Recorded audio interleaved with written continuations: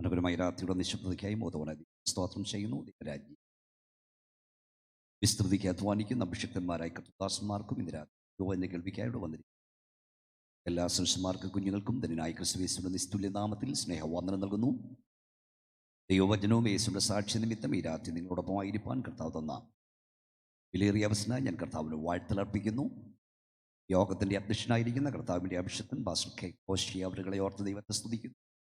Indian ബന്ധക്കോസ് ദൈവസഭയ്ക്ക് സുസ്ഥിരമായ നേതൃത്വം നൽകുന്ന കർത്താവിൻ്റെ അഭിഷിക്തന്മാർ pastor Jacob John, pastor K C John, Wilson Joseph, pastor Thomas Philip, മറ്റെല്ലാ ദൈവവൃത്യന്മാരെ ഓർത്ത് സ്തോത്രം. എനിക്ക് മുമ്പ് സംസാരിച്ച പാസ്റ്റർ സാം ജോർജ്, എനിക്ക് ശേഷം സംസാരിക്കുന്ന എൻ്റെ സ്നേഹിതൻ വർഗീസ് അബ്രഹാം, ഈ രാത്രി ഇവിടെ നിൽപ്പാൻ യാതൊരു യോഗ്യതയുമില്ലാതിരുന്ന് എന്നെ യോഗ്യനാക്കി എൻ്റെ കർത്താവിന് സകല മഹത്വവും അർപ്പിക്കുന്നു. നമ്മുടെ കൈ ഉയർത്തി തുറന്ന് ഒരിക്കൽ കൂടെ ശക്തിയോടെ സ്തോത്രം ചെയ്യാം. ഈ രാത്രി നമ്മൾ ഒന്നിച്ച് ഇവിടെ ആയിരിക്കുന്നത് ഒരു പ്രവചനത്തിൻ്റെ നിവൃത്തിയാണ്. യെശയ്യാ പ്രവചനം 66-ാം അധ്യായം 18-ാം വാക്യം.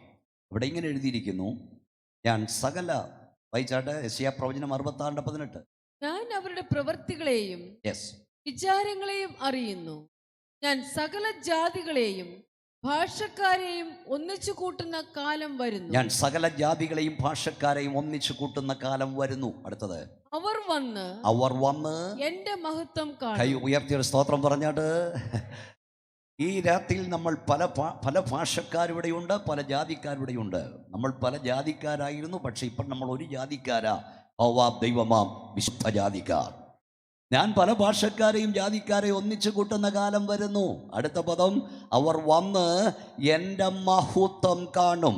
കുമ്പനാട് കൺവെൻഷൻ്റെ 3-ാം രാത്രിയിൽ നമ്മളിവിടെ വന്നത് സ്റ്റേജിലിരിക്കുന്ന ദൈവദാസന്മാരെ കാണാനല്ല, ഗായക സംഘത്തെ കാണാനല്ല, പ്രസംഗത്തിന് മാർക്കിടാനല്ല, ദൈവത്തിൻ്റെ മഹത്വം കാണാനാണ്. ആ കയ്യൊന്നടിച്ച ശക്തിയോടെ ദൈവത്തെ മഹത്വപ്പെടുത്തിയാട്ട് ഈ രാത്രി ദൈവത്തിൻ്റെ മഹത്വം കാണണം. ദൈവത്തിൻ്റെ മഹത്വം കാണാനാണ് നമ്മൾ വന്നത്. ഞാൻ പലപ്പോഴും ചിന്തിക്കാറുണ്ട്, പ്രിയപ്പെട്ടവരെ, നമ്മുടെ പിതാക്കന്മാർ കർത്താവിനെ സേവിപ്പാൻ ഇറങ്ങിയപ്പോൾ അമ്പരചുംബികളായ ദൈവാലയങ്ങൾ വിട്ടിറങ്ങിയവരാണ്. നിങ്ങൾക്കറിയാം, 1000-1500 ആളുകൾ ആരാധിക്കുന്ന ആരാധനാലയങ്ങൾ വിട്ട് ചാണകപ്പുരയിലേക്ക് അവർ ആരാധന മാറ്റി, വാടക കെട്ടിടങ്ങളിലേക്ക് അവർ ആരാധന മാറ്റി, ചെറിയ ഓലപ്പിലയിലേക്ക് അവർ ആരാധന തുടങ്ങി. 15 പേര്, 20 പേര്, 30 പേര്, 500 പേര് ആരാധിക്കുന്നിടത്തുനിന്ന് AC ഓഡിറ്റോറിയങ്ങൾ വിട്ട് ഈ ചാണകപ്പുരയിലേക്ക് ആരാധനയ്ക്കായി ജനം വന്നത് ഹാളിൻ്റെ വലിപ്പം കണ്ടല്ല, ഓഡിറ്റോറിയത്തിൻ്റെ വലിപ്പം കണ്ടല്ല, ഇവിടെ വ്യാപരിക്കുന്ന ദൈവശക്തി കണ്ടുകൊണ്ടാണ്. ഞങ്ങളുടെ കായംകുളത്തെ ആരാധന ആരംഭിച്ചത് ഒരു വാടക കെട്ടിടത്തിലായിരുന്നു. ആരോ കെട്ടിത്തൂങ്ങിയ ഒരാൾ, ഒരു കൊച്ചു വീട്, അവിടെ പ്രേതാലയം എന്ന ആളുകൾ എഴുതി വെച്ചിരുന്നു. ആർക്കും വേണ്ടാതെ കിടന്ന കെട്ടിത്തൂങ്ങി മരിച്ച ചില സ്ഥലങ്ങളൊക്കെയാണ് ദൈവദാസന്മാർക്ക് വാടകയ്ക്ക് കിട്ടിയത്. പക്ഷേ പാവപ്പെട്ട അഭിഷക്തന്മാർ മുട്ടുകുട്ടി ആരാധിക്കാൻ തുടങ്ങിയപ്പോൾ അവിടെ ദൈവമഹത്വം ഇറങ്ങി വന്നു. ദൈവമഹത്വം ഇറങ്ങി വന്നപ്പോൾ ജനക്കൂട്ടത്തോടെ ഇവിടേക്ക് വരുവാൻ തുടങ്ങി. എത്രവർക്ക് ശക്തിയോടെ ദൈവത്തെ മഹത്വപ്പെടുത്താൻ കഴിയും? ഇന്ന് രാത്രിയിൽ ഗ്രൗണ്ടിൽ വന്ന ദൈവത്തിൻ്റെ അഭിഷക്തന്മാരോട് ഞാൻ പറയാം, ദൈവമഹത്വം നീ ിടത്ത് ഇറങ്ങി വന്നാൽ, ഹോൾ ഇല്ലെങ്കിലും ഓഡിറ്റോറിയം ഇല്ലെങ്കിലും പാഴ്സനേജ് ഇല്ലെങ്കിലും ദൈവമഹത്വം ഉള്ളിടത്തേക്ക് ജനം വന്നുകൊണ്ടിരിക്കും. ഇന്ന് പലപ്പോഴും നമുക്ക് വലിയ ഓഡിറ്റോറിയങ്ങൾ ലഭിച്ചു, വലിയ ഹാളുകൾ ലഭിച്ചു, വലിയ പാഴ്സനേജും പാഡിഷ് ഹാളും ലഭിച്ചു. പക്ഷേ അന്നത്തെ ദൈവശക്തി നഷ്ടപ്പെട്ടു പോയി. അന്ന് ആത്മാക്കൾ വിടുവിക്കപ്പെട്ടതുപോലെ, അന്ന് ആത്മാക്കൾ രക്ഷിക്കപ്പെട്ടതുപോലെ, അന്ന് കൂട്ടസ്നാനം നടന്നതുപോലെ ഇന്ന് നടക്കുന്നില്ലെങ്കിൽ അതിൻ്റെ അർത്ഥം ദൈവമഹത്വം വെളിപ്പെടുന്നില്ല. മുമ്പേ ഓർപ്പിച്ചതുപോലെ നഷ്ടപ്പെട്ട ദൈവമഹത്വം മടങ്ങി വരുവാൻ നമുക്ക് ദൈവത്തോട് പ്രാർത്ഥിക്കാം. ദൈവം തൻ്റെ മഹത്വം വെളിപ്പെടുന്നതിലേക്ക് ആളുകൾ ഒഴുകിയെത്തും. ദൈവത്തിൻ്റെ മഹത്വം നമ്മുടെ സഭകളിൽ വെളിപ്പെടാൻ പ്രാർത്ഥിക്കണം. ഈ ഹാളുകളൊക്കെ ഉദ്ഘാടനം ചെയ്യുമ്പോൾ ഞാൻ സാധാരണ പറയാറുണ്ട്, പണ്ട് നമുക്ക് ഹാളുകൾ ഇല്ലായിരുന്നു, പക്ഷേ ദൈവത്തെ ആരാധിക്കാൻ ആളുകൾ ഉണ്ടായിരുന്നു. ഇപ്പം നമുക്ക് ഇഷ്ടം പോലെ ഹാളുകളുണ്ട്, പക്ഷേ അതിനകത്തിരിക്കാൻ പലയിടത്തും ആളുകളില്ല. നമ്മുടെ ഹാളുകൾ ആളുകളെ കൊണ്ട് നിറയണമെങ്കിൽ പരിശുദ്ധാത്മാവിൻ്റെ ശക്തി വെളിപ്പെടണം. ശക്തിയോടെ ദൈവത്തെ മഹത്വപ്പെടുത്തിയാട്ട്. ദൈവമഹത്വം വെളിപ്പെടണമെങ്കിൽ, ദൈവമഹത്വം തിരിച്ചറിയണമെങ്കിൽ നാം സേവിക്കുന്ന ദൈവം ആരാണെന്ന് നമുക്ക് മനസ്സിലാകണം. വിശുദ്ധ വേദപുസ്തകത്തിൽ 20,000 പ്രാവശ്യം ദൈവം എന്ന പദമുണ്ട്. 20,000 പ്രാവശ്യം. വേദപുസ്തകം ആരംഭിക്കുന്നത് ആദിയിൽ ദൈവം ആകാശവും ഭൂമിയും സൃഷ്ടിച്ചു എന്ന് പറഞ്ഞാണ്. വേദപുസ്തകം എഴുതപ്പെട്ട ഭാഷയിൽ ദൈവത്തിന് കൊടുക്കുന്ന ചില വിശേഷനാമങ്ങളുണ്ട്. ഒന്നാമത്തെ നാമം എൽ എലോഹീം.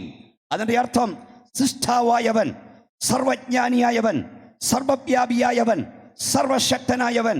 2700 പ്രാവശ്യം ആ പദം കാണാം. നിനക്കറിഞ്ഞുകൂടെയോ, നീ കേട്ടിട്ടില്ലയോ, ഹോവാ നിത്യദൈവം, ഭൂമിയുടെ അറുതികളെ സൃഷ്ടിച്ചവൻ തന്നെ.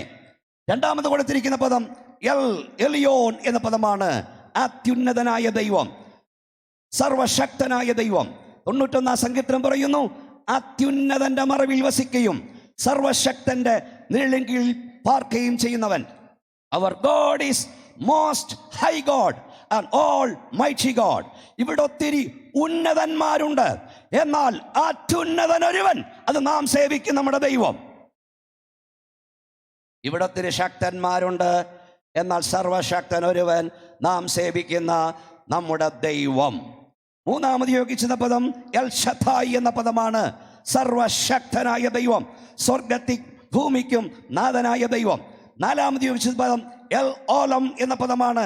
ആദിയന്തമില്ലാത്തവൻ, അൽഫയും ഒമേഗയും, യുഗങ്ങൾക്ക് മുമ്പെയുള്ളവൻ, പുരാതനനായ ദൈവം. Praise the Lord. നാലാമത് യോഗിച്ച പദം എൽ ഗിബോൻ എന്ന പദമാണ്. ആധിപത്യമുള്ളവൻ, സർവാധികാരി, സർവത്തിനും മീതെ അത്യുന്നതനായ ദൈവം. നാം സേവിക്കുന്ന ദൈവം സർവത്തിനും മീതെ അത്യുന്നതനായ ദൈവമാണ്. കരയും കടലും നിർമ്മിച്ച ദൈവം, ഭൂമിക്ക് അടിസ്ഥാനമിട്ട ദൈവം, അതിനളവ് നൂൽ പിടിച്ച ദൈവം, നക്ഷത്രങ്ങളെ നിർമ്മിച്ച ദൈവം, അവയ്ക്ക് റൂട്ട് നിശ്ചയിച്ച ദൈവം, സമുദ്രത്തിന് അതിരിട്ട ദൈവം, ഉള്ളം കൈ കൊണ്ട് സമുദ്രത്തിലെ വെള്ളത്തെ അളക്കുന്ന ദൈവം, ഭൂമിയിലെ പൊടിയെ നാഴിയിൽ കൊള്ളിക്കുന്ന ദൈവം, സൂര്യചന്ദ്രന്മാരെ നിർമ്മിച്ച ദൈവം, മനുഷ്യന്റെ ഉള്ളിൽ അവന്റെ ആത്മാവിനെ നൽകിയ ദൈവം. ആ ദൈവത്തെ അപ്പച്ച എന്ന് വിളിക്കാൻ ഭാഗ്യം കിട്ടിയ ദൈവമക്കളാണ് ഇന്ന് രാത്രി ഇവിടുന്ന് സ്തോത്രം പറയുന്നത്. കൈകൾ ഉയർത്തിയാട്ട് ദൈവത്തെ സ്തുതിച്ചാട്ട്, കരങ്ങൾ അടിച്ച ശക്തിയോടെ ദൈവത്തെ മഹത്വപ്പെടുത്തുകേ. വളരെ പ്രശസ്തമായ ഒരു പാട്ടുണ്ട് കേരളത്തിൽ. ദൈവമക്കൾ ദയവായി പ്രാർത്ഥിച്ചുകൊണ്ടിരിക്കണം. ആ പാട്ട്, മനുഷ്യൻ മതങ്ങളെ സൃഷ്ടിച്ചു, മതങ്ങൾ ദൈവങ്ങളെ സൃഷ്ടിച്ചു, മതങ്ങളും ദൈവങ്ങളും ചേർന്ന് ഭൂമി പങ്കിട്ടെടുത്തു. ഇവിടുത്തെ പല ദൈവങ്ങളെ സംബന്ധിച്ചും അത് ശരിയാണെങ്കിലും വിശുദ്ധ ബൈബിൾ വെളിപ്പെടുത്തുന്ന, ഞങ്ങൾ ആരാധിക്കുന്ന ഞങ്ങളുടെ ദൈവം ഞങ്ങൾ നിർമ്മിച്ച ദൈവമല്ല, ഞങ്ങളെ നിർമ്മിച്ച ദൈവമാണ്. വിശുദ്ധ ബൈബിൾ വെളിപ്പെടുത്തുന്ന, ഞങ്ങൾ ആരാധിക്കുന്ന ഞങ്ങളുടെ ദൈവം ഞങ്ങൾ സൂക്ഷിക്കുന്ന ദൈവമല്ല, ഞങ്ങളെ സൂക്ഷിക്കുന്ന ദൈവമാണ്. വിശുദ്ധ ബൈബിൾ വെളിപ്പെടുത്തുന്ന, ഞാൻ ആരാധിക്കുന്ന എൻ്റെ ദൈവം എൻ്റെ ദാനം കൊണ്ട് ജീവിക്കുന്നവനല്ല, എനിക്ക് ദാനമായി സകലവും തന്ന ദൈവമാണ്. വിശുദ്ധ ബൈബിൾ വെളിപ്പെടുത്തുന്ന എൻ്റെ ദൈവം ഞാൻ വില കൊടുത്തു വാങ്ങിയവനല്ല, എന്നെ വിലയ്ക്ക് വാങ്ങിയ ദൈവമാണ്. വിശുദ്ധ ബൈബിൾ വെളിപ്പെടുത്തുന്ന എൻ്റെ ദൈവം രക്തദാഹിയായ ദൈവമല്ല, രക്തം നൽകി എന്നെ വിലയ്ക്ക് വാങ്ങിയ ദൈവമാണ്. സ്വർഗം അവന്റെ സിംഹാസനം, ഭൂമി അവന്റെ പാദപീഠം. എത്രവർക്ക് അവനെ കരമടിച്ച് ആരാധിപ്പാൻ കഴിയും? വാതുറന്നാട്ട് ശക്തിയോടെ അവനെ സ്തുതിച്ചാട്ട് ഇന്ന് രാത്രിയിൽ.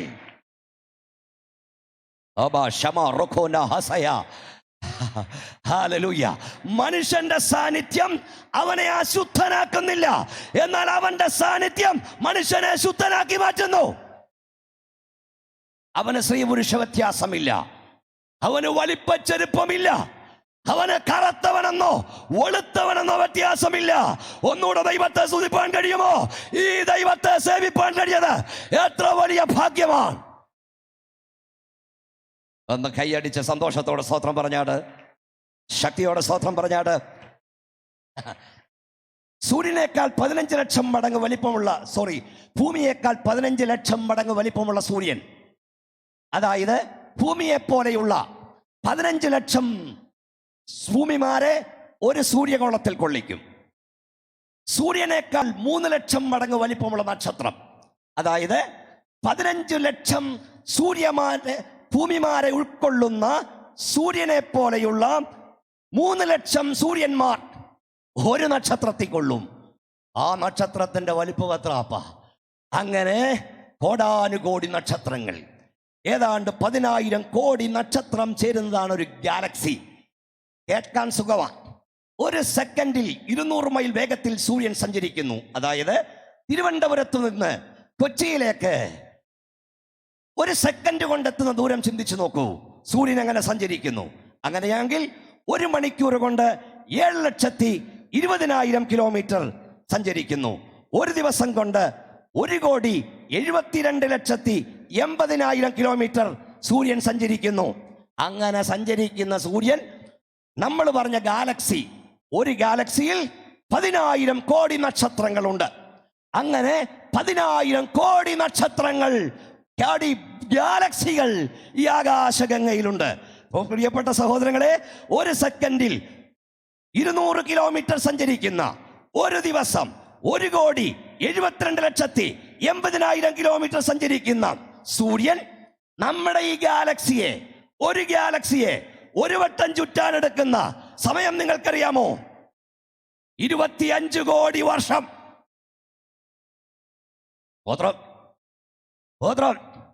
അപ്പൊ ഇതിന്റെ വലിപ്പം എന്നാപ്പാ? ഇന്ന് രാത്രിയിൽ നമ്മൾ ആരാധിക്കുന്നത് ഇവയെ സൃഷ്ടിച്ചു പാലിക്കുന്ന, ഇവയ്ക്ക് വേർവിളിക്കുന്ന സർവാധികാരിയായ ദൈവത്തെയാ. ഒരിക്കൽ അബ്രഹാം പറഞ്ഞു, കർത്താവേ, എനിക്ക് 100 വയസ്സായി, എൻ്റെ ഭാര്യയ്ക്ക് 90 വയസ്സായി, എൻ്റെ ദാസൻ എലയാസർ തന്നെ മതിയെന്ന് പറഞ്ഞപ്പം തമ്പുരാൻ ആ രാത്രിയിൽ അങ്ങോട്ട് വന്ന് കൈക്ക് പിടിച്ച് പുറത്തിറക്കിയിട്ട് പറഞ്ഞു, ആകാശത്തോട് നോക്കടാ. ആകാശത്ത് നോക്കാൻ പറയും മുമ്പ് തമ്പുരാൻ സകല നക്ഷത്രത്തോടും പറഞ്ഞു പ്രത്യക്ഷപ്പെടാൻ അവൻ എണ്ണാൻ തുടങ്ങി. എണ്ണാൻ പറഞ്ഞു കേട്ടോ. ദൈവവാക്തത്തെ സംശയിപ്പിക്കുന്നവനെ കൊണ്ട് ദൈവം നക്ഷത്രം എണ്ണിക്കും. ഹല്ലേലൂയ. എണ്ണി എണ്ണി എണ്ണി എണ്ണി തികയാതെ വന്നപ്പം തമ്പുരാൻ പറഞ്ഞടാ, ഈ വാരി വിതറിക്കുന്ന നക്ഷത്രത്തെ കണ്ടോ? പൊട്ടൻ ചെറുക്കനെ, ഈ നക്ഷത്രത്തെ നിർമ്മിച്ച ദൈവത്തിന് 100-ാം വയസ്സിൽ നിനക്കൊരു കൊച്ചിനെ തരാൻ കഴിയത്തില്ലയോ? എത്ര പേർക്ക് ഇന്ന് രാത്രി പറയും, എൻ്റെ ദൈവത്തെ കൊണ്ട് അസാധ്യമായതൊന്നുമില്ല? കൈയൊന്നുയർത്തി വായം തുറന്ന് കരമൊന്ന് നാട്ടി പറ, എൻ്റെ ദൈവത്തെ കൊണ്ട് കഴിയാത്തതൊന്നുമില്ല. ആ കൈകളടിച്ച് ശക്തിയോട് ദൈവത്തെ മഹത്വപ്പെടുത്തി പറയേണ്ട, ദൈവത്തെ കൊണ്ട് കഴിയാത്തതൊന്നുമില്ല. ദൈവത്തെ കൊണ്ട് കഴിയുമോ എന്ന് നീ ഒന്നിനെ കുറിച്ചും ചോദിക്കരുത്. എൻ്റെ ദൈവത്തിന് ഹിതമാണോ എന്ന് മാത്രം ചോദിക്കുക.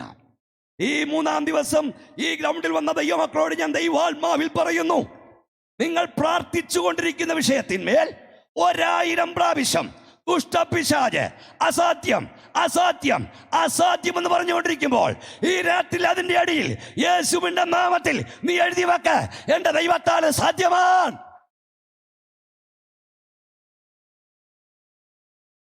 ദൈവത്താൽ സാധ്യമാണ്. ലോകം മുഴുവൻ അസാധ്യമെന്ന് പറയുമ്പോൾ നീ പറയണ ദൈവത്താൽ സാധ്യമാണ്. ദൈവം ഒരു വാക്ക് നിന്നോട് പറഞ്ഞിട്ടുണ്ടെങ്കിൽ ലോകം മുഴുവൻ അസാധ്യമെന്ന് പറഞ്ഞാലും പറയണം, എന്നോട് വാക്ക് പറഞ്ഞവൻ സർവശക്തനാകിയാൽ അത് സംഭവിക്കും, അത് സംഭവിക്കും. കൈയടിച്ച് വാ തുറന്ന് ദൈവത്തെ സൂചിച്ചുകൊണ്ട് പറ, സംഭവിക്കുമെന്ന് പറ. നിന്റെ തലമുറ ആയിരങ്ങളോട് യേശുവിനെ പ്രസംഗിക്കുമെന്ന് പറഞ്ഞിട്ടുണ്ടോ? അത് സംഭവിക്കും. നിന്റെ ഹോൾ ആത്മാക്കളെ കൊണ്ട് നിറയുമെന്ന് പറഞ്ഞിട്ടുണ്ടോ? അത് സംഭവിക്കും. ഓ ഷഹാ ലിയഡ ഉടമ റഖാന ഹസയ. ശക്തിയോടെ വാ തുറന്ന് ദൈവത്തെ സൂചിച്ചുകൊണ്ട് പറ, ദൈവത്തിന്റെ ദാസ, അസാധാരണമായ ഒരു ശുശ്രൂഷ നിന്നോട് വെളിപ്പെടുമെന്ന് എന്റെ ദൈവം പറഞ്ഞിട്ടുണ്ടോ? അത് സംഭവിക്കും.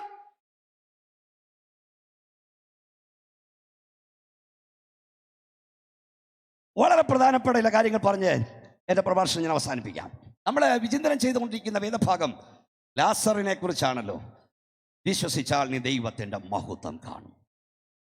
ഇവിടെ എനിക്ക് മുമ്പേ ദൈവദാസൻ പറഞ്ഞു, ഈ ലാസർ കർത്താവിന് പ്രിയനവനായിരുന്നു. യേശു സ്നേഹിച്ച വീടായിരുന്നു.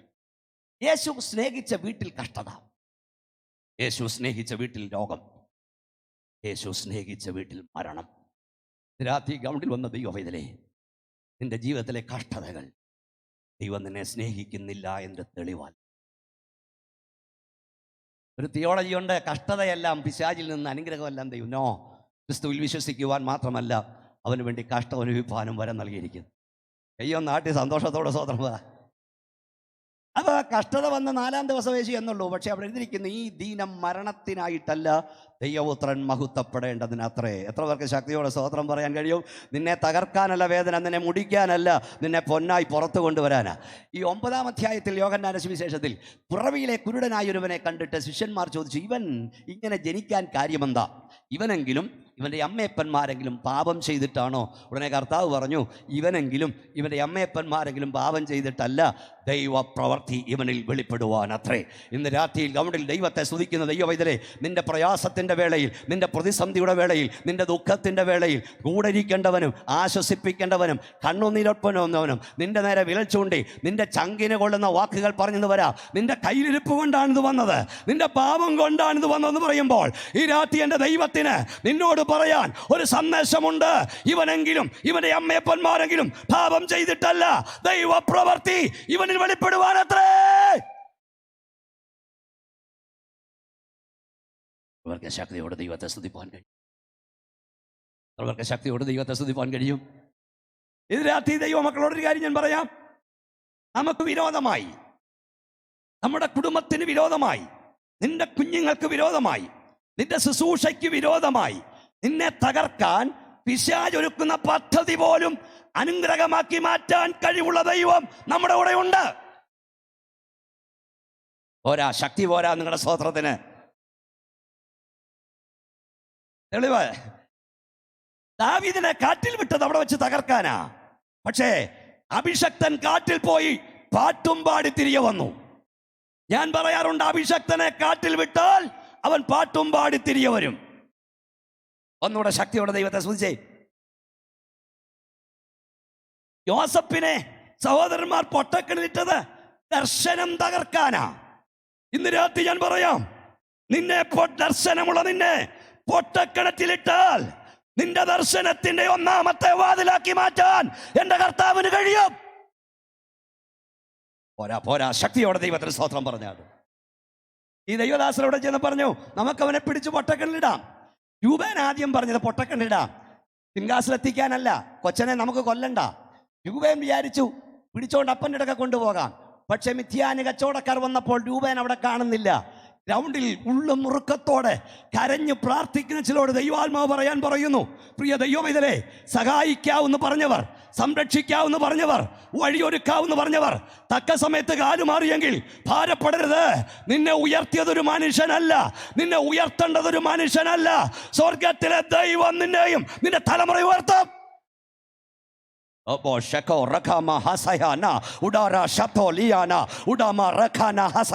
രൂപേനെ, നീ കാലുമാറിയ നന്നായി.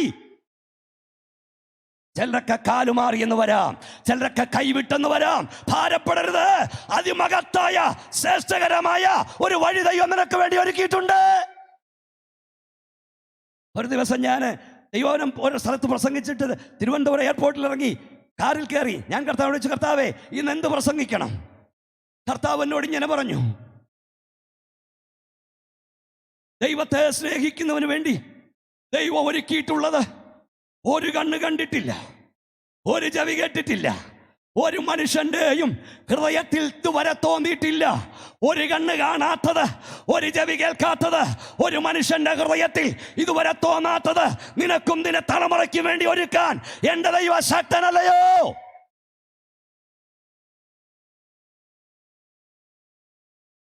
മിഥ്യാന കച്ചവടക്കാർ വന്നപ്പോൾ രൂപേൻ അവിടെ ഇല്ല. തമ്പുരാൻ രൂപേനെ മാറ്റി.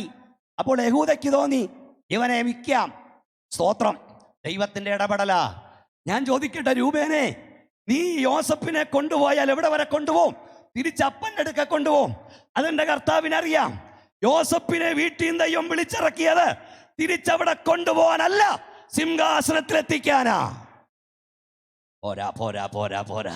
എത്ര പേർക്ക് കരമടിച്ച് വാ തുറന്ന് ശക്തിയോടെ ദൈവത്തെ മഹത്വപ്പെടുത്താൻ കഴിയും? ഈ രാത്രി ദൈവാത്മാവിൽ ഞാൻ പറയാം, നിന്റെ മേലുള്ള അനുഗ്രഹം, നിന്റെ തലമുറ മേൽ ദൈവം പകരാൻ പോകുന്ന അനുഗ്രഹം, നിന്നിലൂടെ ദൈവം ചെയ്യാൻ പോകുന്ന പ്രവൃത്തി തട്ടി മാറ്റുവാൻ, കൈയെടുത്തു മാറ്റുവാൻ ലോകത്തിലൊരു ശക്തിയും കഴിയില്ല.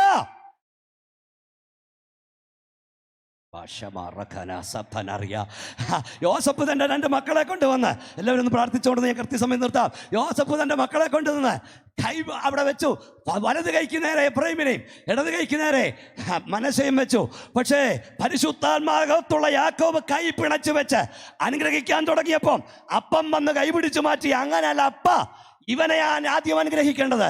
അപ്പൊ യാക്കോബ് പറഞ്ഞു, എനിക്കറിയാം മോനെ, എനിക്കറിയാം ഇവനും ഒരു ജാതിയാകും, പക്ഷെ ഇവൻ അവനേക്കാൾ വലുതാകും. ഈ രാത്രി ഒന്നുകൂടെ പറയുന്നു, നിന്റെ മേൽ ദൈവം പകർന്ന അഭിഷേകം, നിന്റെ മേൽ ദൈവം പകർന്ന കൃപ, നിന്റെ തലവണ മേൽ ദൈവം തരുന്ന അനുഗ്രഹം തട്ടി മാറ്റുവാൻ ഒരു ശക്തിയും കഴിയില്ല.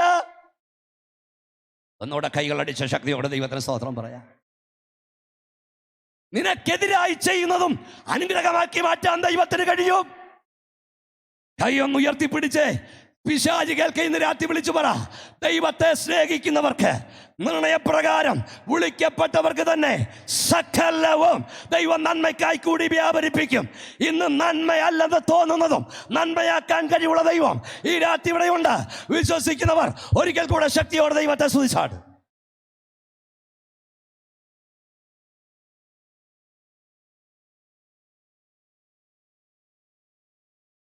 ഹല്ലേലൂയ. ശക്തിയോട് സ്തോത്രം പറഞ്ഞേ. ദോഷത്തിനായി ചെയ്ത് നന്മയാക്കാൻ നമ്മുടെ കർത്താവിന് കഴിയും. മോശയെ വെള്ളത്തിലിട്ടപ്പോൾ സ്തോത്രം, ഫറവോന്റെ പുത്രി വരുമെന്ന് ചിന്തിച്ചല്ലിട്ടത്, ചീങ്കണ്ണികളുടെ നടുവിലേക്കായിട്ടത്. ചീങ്കണ്ണി തിന്നില്ലെങ്കിൽ ഫറവോന്റെ പുത്രി കൊല്ലണം, ഇതായിരുന്നു അവന്റെ പദ്ധതി. സ്തോത്രം. എന്നിട്ട് പെങ്ങൾ നോക്കിക്കുക, അവൻ എന്ത് ഭവിക്കും? നിങ്ങൾ കൂടെ കൂടെ കേട്ട ദൂതാണെങ്കിലും ഒന്നുകൂടെ പരിശുദ്ധാത്മാ പറയുന്നു, നിനക്കെന്ത് ഭവിക്കും, നിന്റെ കുടുംബത്തിന് എന്ത് ഭവിക്കും, നിന്റെ കുഞ്ഞുങ്ങൾക്ക് എന്ത് ഭവിക്കുമെന്ന് കാത്തു നിൽക്കുന്ന നടുവിൽ ഒരത്ഭുതം ദൈവം ചെയ്യും.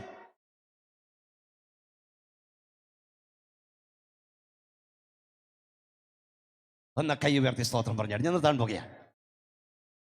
യേശു സ്നേഹിച്ച വീട്ടിൽ കഷ്ടത, ആ ദൈവനാമ മഹത്വത്തിന് വേണ്ടിയായിരുന്നു. 4-ാം ദിവസമേ ചെന്നു.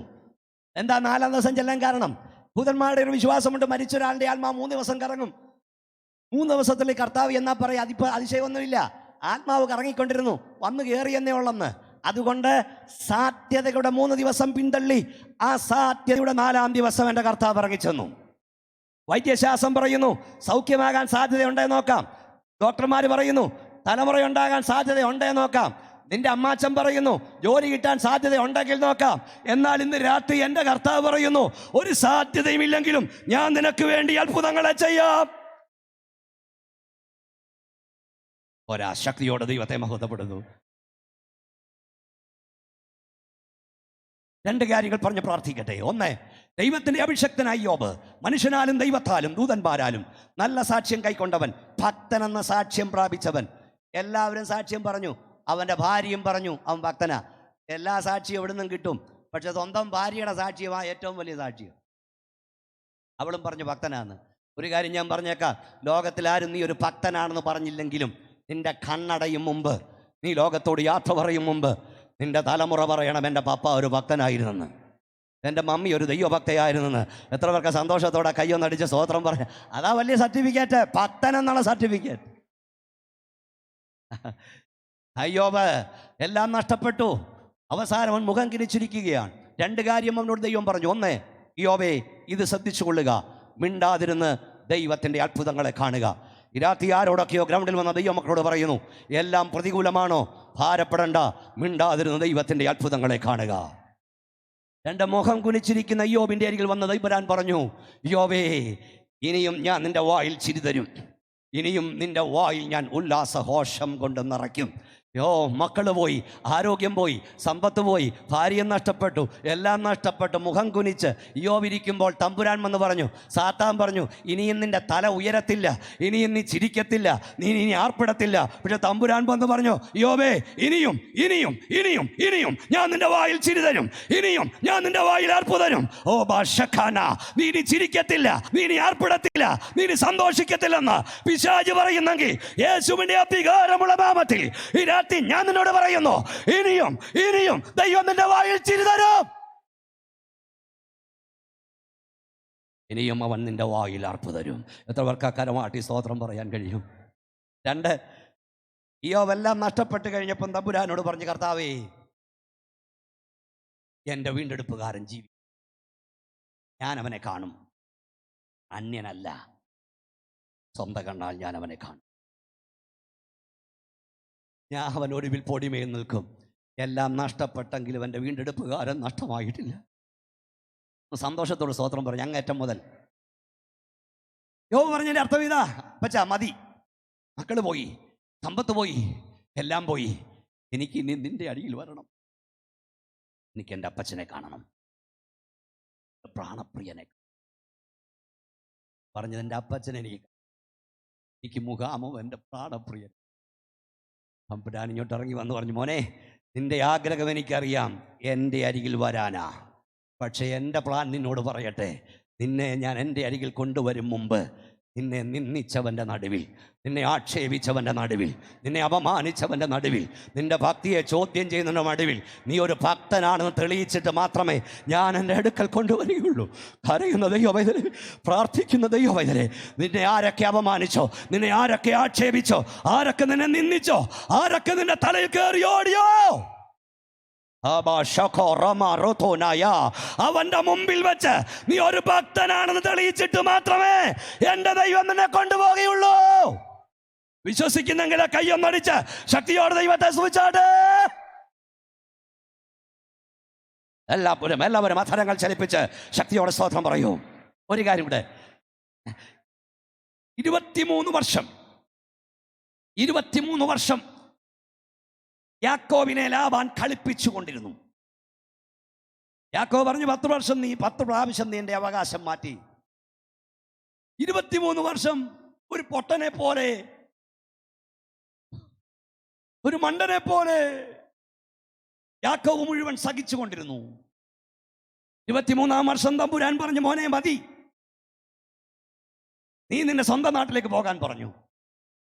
പിള്ളാരെയും കൂട്ടി ഭാര്യയും കൂട്ടി സ്വന്തം നാട്ടിലേക്ക് ഓടിപ്പോയ യാക്കോബിനെ ലാബാൻ പുറകെ വന്ന് പിടിച്ചുകൊണ്ട് പോകാൻ വന്നു.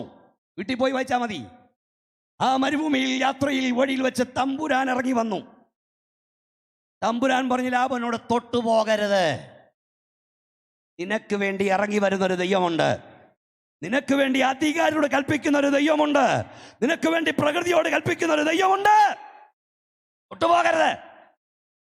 ലാബാൻ വന്ന് പറയുന്നൊരു പദമുണ്ട്, നിന്നോട് ദോഷം ചെയ്യുവാൻ എൻ്റെ പക്കൽ ശക്തി ഇല്ലാഞ്ഞിട്ടല്ല, എന്നാൽ നിന്നോട് ഗുണമെങ്കിലോ ദോഷമെങ്കിലോ ചെയ്യരുതെന്ന് നിന്റെ പിതാക്കന്മാരുടെ ദൈവം കഴിഞ്ഞ രാത്രിയിൽ എന്നോട് പറഞ്ഞു. വല്ലതും മനസ്സിലാകുന്നുണ്ടോ പ്രിയ ദൈവമക്കളെ?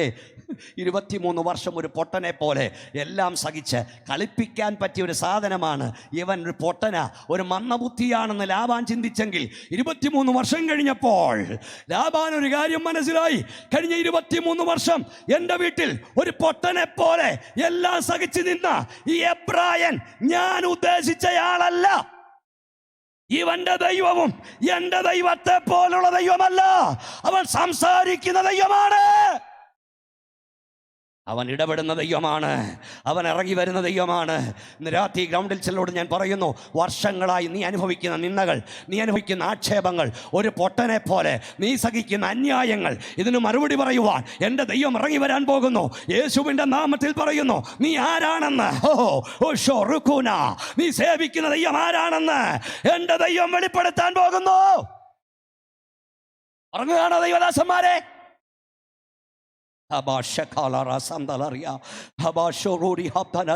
എന്നോട് കർത്താവ് തന്നൊരു വെളിപ്പാട് ഞാൻ പറയാം. ദൈവത്തിന്റെ സഭ ഇന്ത്യയിൽ അപമാനിക്കപ്പെടുന്നു, ലോകം മുഴുവൻ നിന്ദിക്കപ്പെടുന്നു, എല്ലാവരും ഞോണ്ടാനായി ദൈവസഭ കിടക്കുന്നു.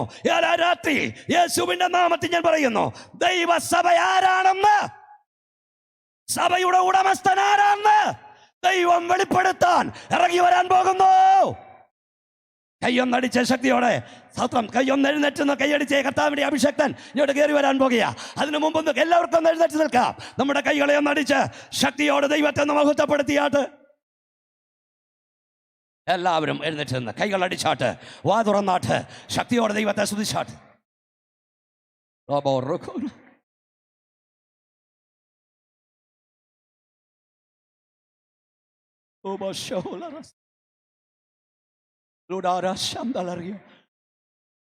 ഒരു വാക്ക് ഞാൻ പറയാം. അവൻ കുരുടന്മാരെ അവൻ കുരുടന്മാരെ അവരറിയാത്ത വഴികൾ. നീ ഒരു പൊട്ടനെ പോലെ, നീ ഒരു കുരുടനെ പോലെ ദൈവഹിതത്തിനായി ഏൽപ്പിച്ചു കൊടുത്താൽ നീ അറിയാത്ത വഴികളിലൂടെ ദൈവം നിന്നെ നടത്തും. കഴിഞ്ഞ 30 വർഷമായി ഞാനിത് അനുഭവിക്കുന്നു. ഒരു പൊട്ടനെ പോലെ ഞാൻ കിടക്കുന്നു. എൻ്റെ ദൈവം ഞാൻ അറിയാത്ത വഴിയുടെ നടത്തുന്നു. നീ അറിയാത്ത വഴിയുടെ ദൈവം നിന്നെ നടത്തും. ഒരു വാക്കൂടെ പറയട്ടെ, യോബിൻ്റെ നന്മകളെ അപകരിച്ചത് കാറ്റായിരുന്നു. പരിശുദ്ധാത്മാ പറയുന്നത് പറയാൻ, നന്മകളെ അപകരിച്ച കാറ്റവൻ്റെ നന്മ കൊണ്ടുപോയി, കാറ്റവൻ്റെ വീട് കൊണ്ടുപോയി, കാറ്റവൻ്റെ മക്കളെ കൊണ്ടുപോയി. പക്ഷേ ആ പുസ്തകം അവസാനിക്കും മുമ്പ് ഒരു കാറ്റടിക്കാൻ തുടങ്ങി. യോബിന് പേടിയായി കാറ്റിനെ. അവൻ ആ കോട്ടുകർഷത്തെ മുറുകെ പിടിച്ചുകൊണ്ടിരിക്കുക. പക്ഷേ അവസാനം അടിച്ച കാറ്റിൽ യഹോവയുണ്ടായിരുന്നു. ഓ ഷോ റൂഥോ കൺവെൻഷന്റെ 3-ാം രാത്രി ദൈവാത്മാവ് ഞാൻ വിളിച്ചു പറയുന്നു, നിന്റെ നന്മകളെ, നിന്റെ തലമുറകളെ, നിന്റെ അനുഗ്രഹത്തെ സാത്താൻ അടിപ്പിച്ച കാറ്റ് കൊണ്ടുപോയെങ്കിൽ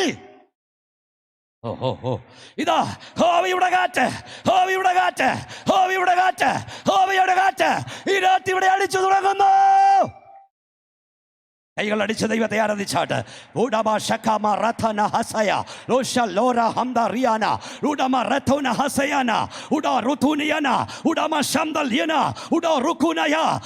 പിശാച് കൊണ്ടുപോയ നന്മകൾ യേശുവിൻ നാമത്തിൽ ഈ രാത്രി മടങ്ങി വരാൻ തുടങ്ങുന്നു. എല്ലാത്തരം ചലിച്ചാട്ട്. ദൈവദാസന്മാരൊക്കെ കരമടിച്ചാട്ട്. ശക്തിയോടെ ദൈവത്തെ സ്തുതിച്ചാട്ട്. ഇനി ഒരത്ഭുതമാക്കാൻ ദൈവത്തിന് കഴിയും, ഒരതിശയമാക്കാൻ ദൈവത്തിന് കഴിയും. അവൻ ഉന്നതനാണ്, അവൻ ഉയർന്നവനാണ്, അവൻ ശാശ്വതവാസിയാണ്, അവൻ പരിശുദ്ധനാണ്. എന്നാൽ താഴ്മയുള്ള നിന്റെ കൂടെ അവൻ പ്രവർത്തിക്കും.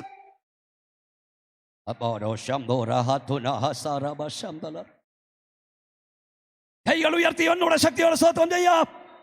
കരമടിച്ച് ഒന്നുകൂടെ ശക്തിയോടെ ദൈവത്തെ സ്തുതിക്കാം.